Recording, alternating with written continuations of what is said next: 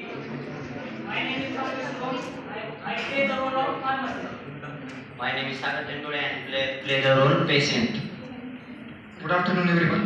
My name is Sudarshan Joshi. I am playing role of patient's relative. We are very excited to perform a skit on patient counseling. Our selected disease is psoriasis. Let's start to know about what is psoriasis with the help of patient counseling.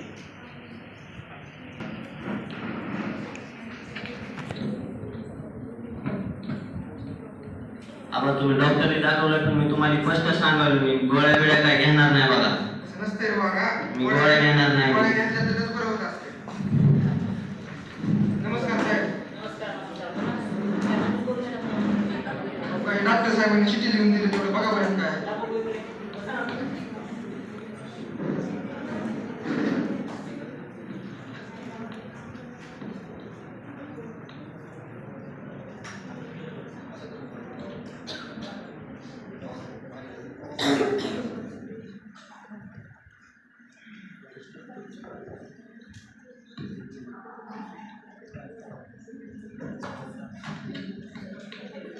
Patient कोण आहे?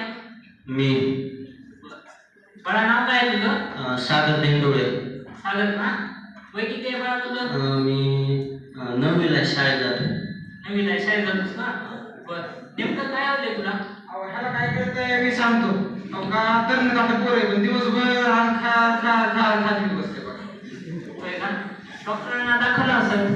काय म्हणते doctor? दाखवलं doctor साहेबांनी. तिने battery घेतली तपासलं आणि काय सोडायचंच का फिरायचंच काय ते रोग सांगितलं बघा. आम्हाला अडाणी माणसाची काय करते. होय का? याच्या अगोदर कोणी डॉक्टरला दाखवलं होतं का? कुठलं डॉक्टर आणि काय हो का आम्ही काय केलं आम्हाला वाटलं आता हे देवीचा आजार आहे काय की मग मी ह्याच्या पायी मुली केली काळ्या केली अडाई केली चुडाई केली वीर केला फकीर केला पण याला काय फरक पडेल आम्हाला. असो या निमित्तानं तरी तुमचं देवदर्शन तरी झालं. पण तुम्हाला जे वाटते ना हा देवीचा आजार आहे, हा देवीचा आजार काय नाही, हा त्वचेचा आजार आहे जो की सध्याच्या काळाला खूप असा नॉर्मल आहे. खूप असा नॉर्मल आहे. सागर बाळा आणखी काय होते तुला? लक्षण काय आहे तुझ्या? माझं सारखं अंग खजवायला लागले, अंगावर डाग झाले सगळे, इथं पण झाले आणि डोक्यामध्ये कोंड्या पण झाल्या माझ्या आणि मला रात्री ताप येईल, सारखं जेवण पण करू वाटेना, सारखं खजवायला लागले. होय का? साहेब हे होईल पण कशामुळे हे पहा आपल्या शरीरामध्ये रोगप्रतिकार क्षमता असते जे की आपल्या शरीरात होणाऱ्या प्रत्येक आजारापासून आपल्याला वाचवत असते. त्याला आपण इम्युनिटी म्हणतो. पण असं काहीतरी घडून येतं की जेव्हा आपली रोगप्रतिकार क्षमता आपल्या शरीरावरती घात करते तेव्हा अशा प्रकारचा सोरायसिस आजार होऊ शकतो. सोरायसिस आजार होऊ शकतो. आणि एवढंच नाही असे भरपूर घटक आहेत की सोरायसिससाठी कारणीभूत आहेत. जसे की बाहेरचं खाणं, बाहेरचे मुलं खाते बघा तेलकट मग काही बी खाते जसं काय त्याला घरची भाकरच गोड लागत तसं काय हो बाबा एवढंच नाही असे भरपूर घटक आहेत जसे की दूषित पाण्याचा वापर, आंघोळ न करणं. आंघोळ करतोय पण बघायचा नाही ना मासा कसा पाण्याला चिटकलेला असते तसं दिवसभर इथं असते बघा. हा बघा आता तुम्ही तर सांगताय विहिरीतलं पाणी खूप वेळ एकत्र साठल्यानं दूषित असतं. त्यामध्ये साठलेला घाण जेव्हा आपल्या त्वचेवरती बसतो तेव्हा त्यामुळे इन्फेक्शन होण्याचे खूप चान्सेस असतात. त्यामुळे देखील हा आजार होऊ शकतो. उन्हात वगैरे फिरतो का जास्त? उन्हात बिलाई फिरते बघा. होय ते काय करतंय सकाळ सकाळ ती बॅट घेऊन जातंय सांच्याला घरी येते. होय का? सूर्यापासून निघणारे अतिनील किरण UV रेज जेव्हा आपल्या त्वचेशी संपर्क साधतात तेव्हा अशा प्रकारे त्वचेवरती परिणाम होतो. आणि एवढंच नाही बाबा मी तुम्हाला काय सांगतो की आपल्या शरीरावरती जी पेशी आहेत तो पेशी वाढण्याचा दर असतो महिन्याला तयार होत असतात.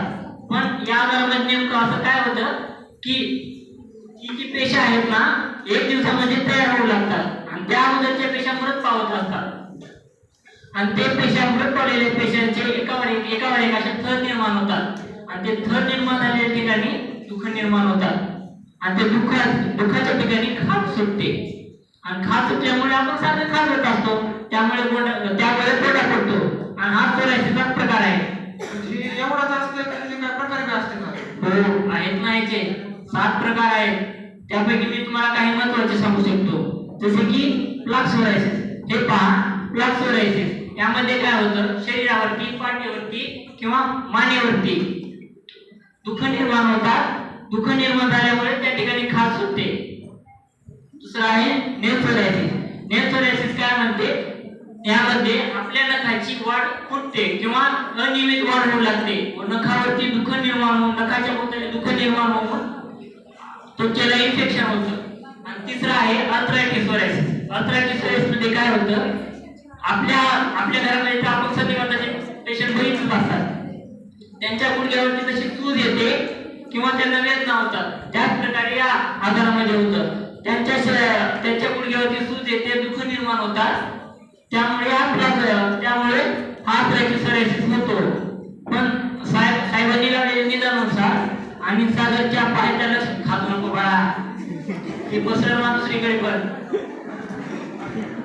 सागरच्या लक्षणावरून असं दिसून येत आहे की याला प्लाक सोरायसिस झालेला आहे. तुमच्या कुटुंबामध्ये अगोदर कुणाला होता का हा आजार? आमच्या कुटुंबामध्ये हा आमची एक म्हातारी होती, माझी म्हातारी होती बघा, आई. ती दिवसभर रजवणीचा अंग खात बसायची. काही उपचार केला का त्यावरती? उपचारण काय, लोकांनी सगळं अंगावर आपलं चटपट होतं. चट खाजू आमची म्हातारी गेली, पण ती चट सगळ्याच आले. हे पहा, आता तुम्हीच कसं सांगताय, या आजाराचं मुख्य कारण म्हणजे जेनेटिक्स. जेनेटिक्स म्हणजे अनुवांशिकता. अनुवांशिकतेमुळे देखील हा आजार खूप प्रमाणात वाढू शकतो. आणि एवढंच नाही, अनुवांशिकतेमुळे आपल्या वडिलांच्या जीन्सद्वारे ते मुलामध्ये ट्रान्सफर होत असतात. बस दादा, मासे वगैरे काही खातोस का? मला नॉनव्हेज आवडतच नाही. होय, नॉनव्हेज आवडत नाही वेगळी गोष्ट आहे, पण मासे खातात. त्यामध्ये असलेले व्हिटॅमिन ए, व्हिटॅमिन ई शरीरासाठी खूप उपयोगी असतात. सगळं तुम्ही खायचं म्हणता, पण नॉनव्हेज खाल्ल्याने सगळं होतं का? दुसरं काय खायचं असतं का? दुसरं बी भरपूर आहे, पण शक्यतो सोरायसिस मध्ये भरपूर अशा गोष्टी आहेत ज्या की टाळल्या पाहिजे.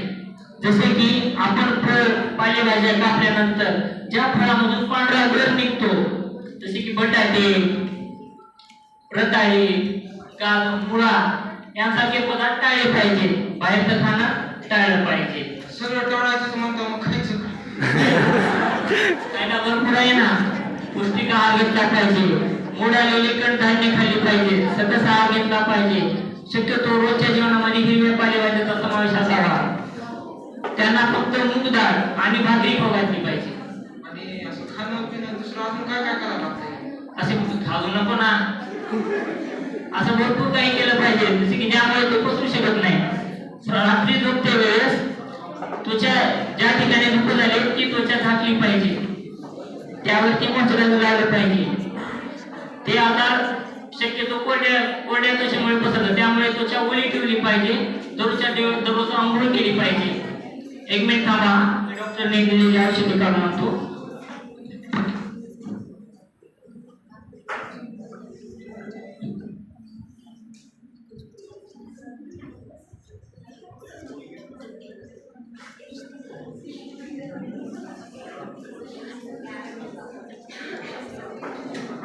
दीपक गोळ्याकडे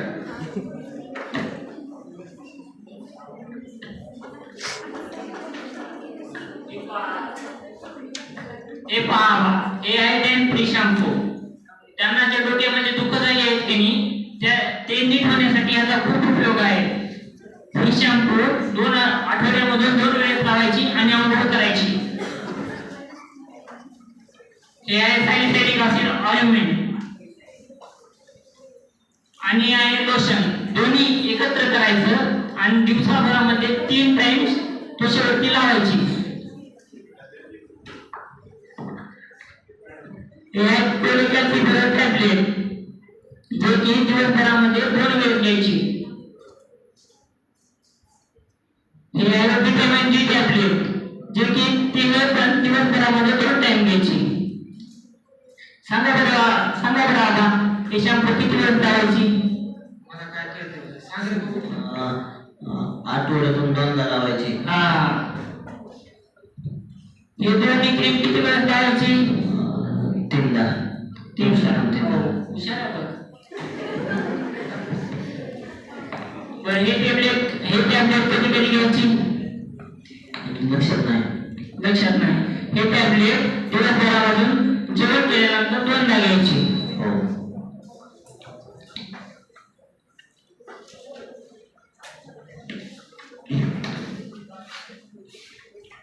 हे पहा. धन्यवाद बरं का साहेब. डॉक्टर साहेबांनी लय समजावून सांगितलं पण त्याची इंग्रजी का नाही सगळे टकुऱ्याच्या वरून केली. इंग्रजी आम्हाला आमच्या पद्धतीने समजावून सांगितलं का नाही त्यानं माझ्या जीवाचा भरच